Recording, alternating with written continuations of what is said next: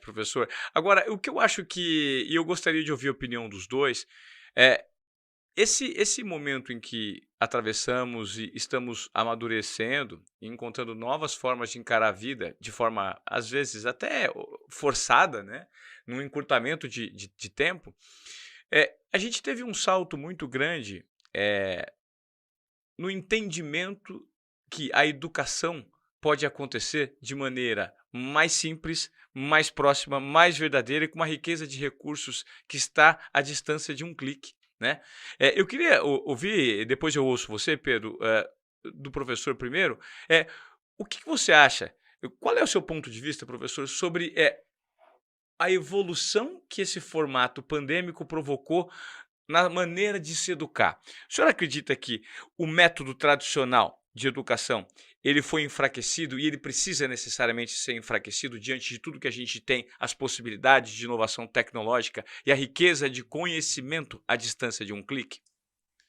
Você sabe que uma das frases que eu mais ouvi, né, nesse tempo de colegas minhas, colegas meus da área de educação pública, especialmente, porque o ensino privado, que ele é mais elitizado no Brasil, e ele não chega a 10%, né, da população escolar, ele é muito restrito em termos de numéricos, inclusive de demografia, e já havia ali, né, pelo uso extensivo de aparatos tecnológicos, não há tanta diferença em relação, né, aos modos aí feitos. No entanto, no que se refere às grandes massas, são os mais de 40 milhões, né, de estudantes ligados à educação pública no Brasil.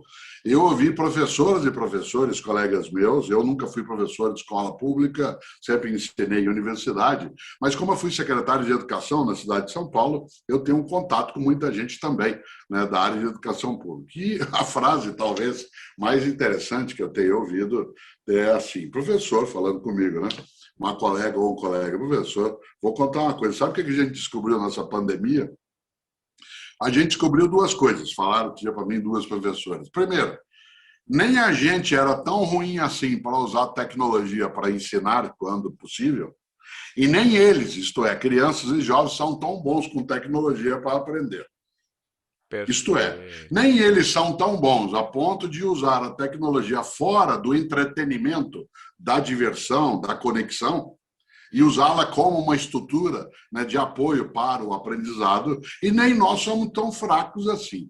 E eu acho que essas duas conclusões elas são muito boas, porque elas balizam, e vão a partir daí, uma terceira, que é a importância da escola presencial, mas não a exclusividade necessária da escola presencial.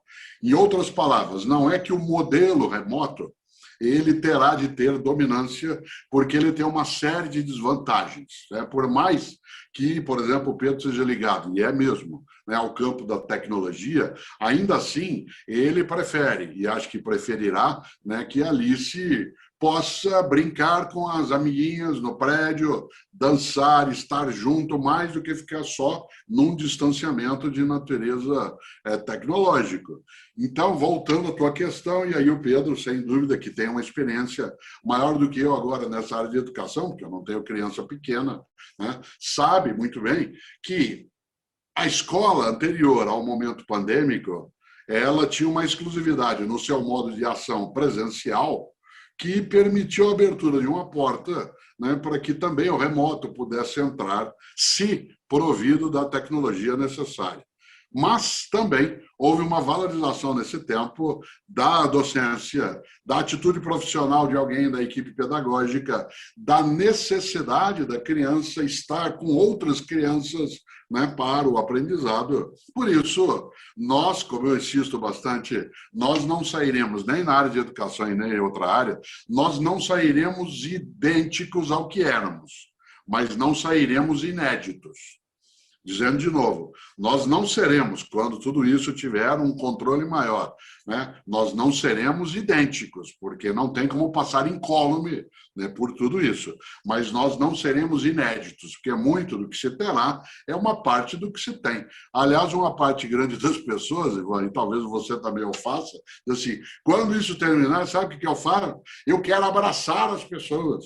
Eu quero encontrar. Você quer com o modo mais antigo, né, de ação, de aproximação, do que abraçar, né, as pessoas. Por isso, o antigo ele terá seu lugar, o velho não terá mais.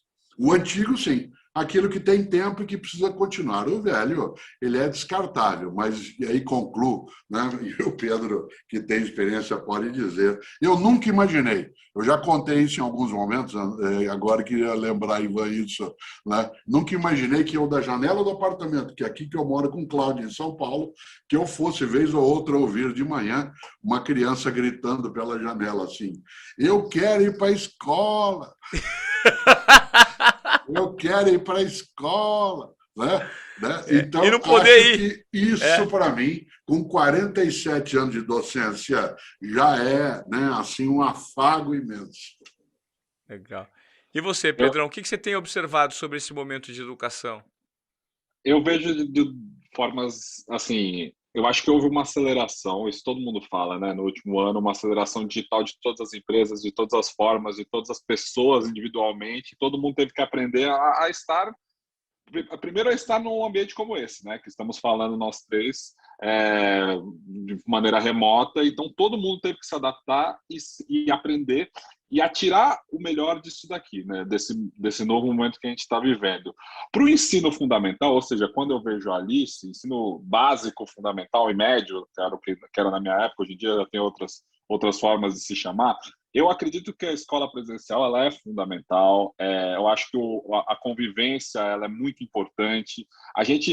Eu já queria ter colocado a Alice na escolinha agora com 2 anos, mas a gente nesse momento ainda acha que é muito cedo. Então vamos atrasar mais um ano. Então a partir dos 3 anos que eu vou colocá-la. Mas ela tem contato aqui no prédio, enfim, com outras crianças assim de forma que ela tem um pouco de contato, assim, mas eu sinto falta. Eu acho que ela poderia estar muito mais evoluída no aprendizado dela, não pelo contato com conteúdo de sala de aula, mas principalmente com contato com outras pessoas, se Com fosse outros no seres ambiente normal. humanos, né? Outros seres Ou humanos, né? outros seres humanos. Agora, o sentido que eu vejo da educação digital, ou seja, remota de forma mais ampla, ou seja, conteúdos de curso online, esse boom do mercado de marketing digital que a gente viu no último ano e que assim foi um momento acelerado por causa da pandemia, mas já era um movimento que vinha vindo há alguns anos, né? Tanto de formas de lançamento de cursos, que são, na verdade, técnicas de marketing, mas da forma como isso ser divulgado através das redes sociais e como isso também está muito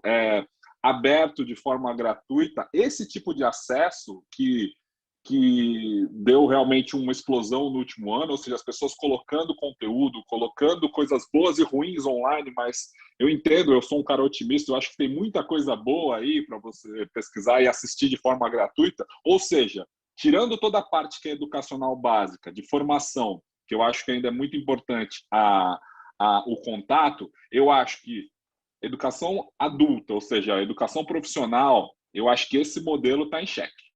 Faculdades, né? É, cursos profissionalizantes. E isso já vinha em xeque há algum tempo. Se eu observar o que aconteceu nos Estados Unidos, toda a dívida dos estudantes que os estudantes têm para pagar uma faculdade, eu acho que as novas gerações estão cada vez mais questionando o que é o investimento de uma educação numa faculdade, o retorno que ele vai ter quando ele vai sair formado, ou seja, o mercado de trabalho está absorvendo bem essas pessoas, como está absorvendo. Eu não sou de forma alguma contra o ensino formal, senão meu pai também me deserda. Né? Tipo, eu não sou contra o ensino formal, mas eu acredito muito na evolução do ensino formal e na descentralização do centro de ensino. Ou seja, você pode aprender de alguém que sabe, você não precisa aprender de uma instituição. Eu acho que Perfeito! E dá para você fazer de uma forma mais curta, em que você não necessariamente tenha que gastar tanto tempo para aprender algo. O senhor concorda com isso, professor? O senhor concorda com essa afirmação do Pedro? Porque o senhor é do sistema formal. Sim, eu não acho que a escolarização formal ela é intocável, ela nunca foi. Como eu lembro sempre, e o Pedro sabe, né, Ivan, a primeira forma de ensino à distância foi o livro. O livro foi a primeira forma de ensino à distância. Perfeito. Fosse em papiro, em pergaminho, em papel ou agora em e-book, ele continua sendo algo em que você não está presencialmente com alguém aprendendo. Eu não estou sentado olhando desse modo. E deixa eu fazer uma observação também, super interessante do Harari. O Harari disse que as primeiras redes sociais que existiram foram as cidades. Né? Isso, as redes exatamente. sociais são as cidades. A filosofia nasce na praça. A Ágora, em Atenas, onde Platão, Sócrates, Aristóteles pregavam, né, é o lugar do encontro. A praça é o lugar do encontro. A grande rede social se dava na praça. Hoje, o mundo digital, especialmente a web, é essa grande praça, com a diferença de que criou cantinhos, né, e, portanto, foi organizando de outro modo. O Pedro está completamente Bolhas, certo. criou-se Isso, bolhas, criou né? bolhas. O Pedro está certo bastante em relação a essa questão de não ter mais a dependência em relação a uma instituição, mas dependerá da área, Ivan, da área de formação no nível de graduação. Exemplo, filosofia pode e deve ser aprendida à distância sem nenhuma dificuldade. Não há necessidade de você estar presencialmente colocado, porque ela não é uma atividade técnica. Você não tem que aprender a manipular algo no sentido, inclusive, da mão. Mas há áreas do conhecimento, especialmente as ciências duras, como a gente chama, em que não tem como fazê-lo de modo distanciado. Né? O ensino remoto e aquilo que é uma das maneiras dele, que é a sua forma mais sofisticada, que é a educação à distância, que ensino remoto e educação à distância não é a mesma coisa. Né? Ensino remoto ele acontece até, né, nessa circunstância que nós estamos tendo agora, né, pelo aprendizado. A educação à distância exige projeto, organização, estrutura, modo de acompanhamento, né, avaliação, etc, etc. Ora, há áreas do conhecimento em que é possível fazê-lo, mas outras áreas eu preciso sim que a pessoa tenha a possibilidade não só de ter ali o contato das mãos. Eu, de maneira alguma, gostaria de ser atendido com um médico ou pegar um laudo de um prédio com alguém que tivesse feito engenharia ou medicina, né, apenas por intermédio do mundo digital. Quer dizer, existe toda uma conveniência. E, por último, dentro disso, quando você, Ivan, diz que talvez há necessidade de comprimir mais, né, isto é, de não haver tanto tempo, há algo aí que a gente tem que refletir. Por que eu não posso dar as minhas 15 semanas de aula na universidade? Né? Por exemplo, na organização escolar formal na universidade, onde eu ensinei 35 anos, que é a PUC São Paulo, eu tinha 15 semanas de aula, 3 horas em cada semana. Por que eu não podia fazer esses 15 dias em sequência, em vez de demorar um semestre inteiro? A gente diria, já não ganharia tempo se eu fizesse isso. Nós ganharíamos tempo de expansão daquele conteúdo da sala. Mas, entre uma semana e outra, acontecem convivências, reflexões, debates que fazem com que aquele conteúdo tenha sentido. No que se refere à aprendizagem, é preciso ter um distanciamento temporal para sentar, para depurar, para descartar. Se nós fazemos tudo de modo concentrado, não há possibilidade de que o aprendizado se dê. Você até consegue velocidade na difusão da informação, mas o conhecimento não se constrói, porque é necessário que haja um tempo entre uma coisa e outra. Agora, variará, né, da área. Há áreas em que a alta concentração, que aí é um treinamento, pode ter eficácia. Não só da área, como também de pessoa para pessoa. E isso é o diferencial do modelo digital e é um problema, na verdade, uma coisa que a educação profissionalizante, a educação das faculdades, universidades, tem que levar em conta, porque no digital, como é um consumo individual, muitas vezes, né? Claro, eu não estou falando só de cursos que são ao vivo e acontecem de forma síncrona, né? Ou seja, o professor está lá passando e os alunos estão ouvindo cada um do seu dispositivo. Mas todo o conteúdo que é gravado, cada pessoa, como no Netflix, consome de uma forma. Eu tenho um perfil que eu gosto de assistir todos os episódios na sequência. Eu tenho um perfil que eu gosto de assistir um episódio por semana.